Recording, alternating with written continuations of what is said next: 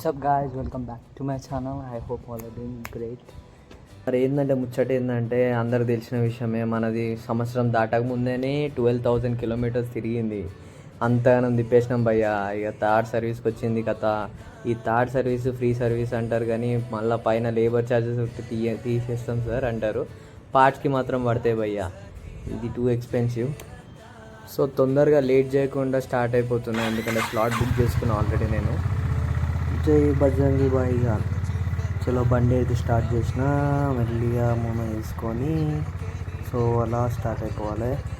ఎవరు నాకు అడ్డం రావద్దు, నేను ఎవరికి అడ్డం వెళ్ళద్దు. జై బజరంగ్ బలి. ఎవరో పిలిచినట్టు అనిపించింది. పర్లేదులే, మనకెవరు ఉన్నారు పిలవని. ఇంకని చలో మనం స్టార్ట్ అయిపోదాం. Okay, see you in the service centre.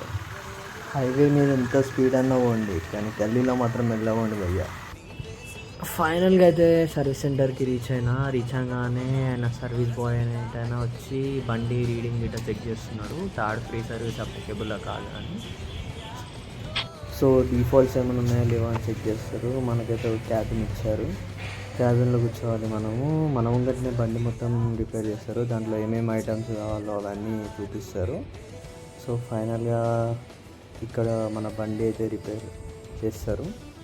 వీళ్ళ సర్వీస్ అయితే okay, good, look good, better అనిపిస్తుంది వీళ్ళదైతే. కానీ కాస్ట్ ఒకటే ఎక్స్పెన్సివ్గా వేస్తారు, బిల్లింగ్ కాస్ట్.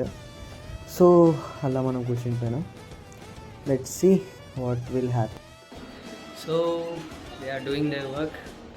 నేను జస్ట్ చిల్ అవుట్ అవుతున్నా లాంచ్లో. క్యాబిన్ ఇచ్చారు, సో హ్యావింగ్ ఫన్.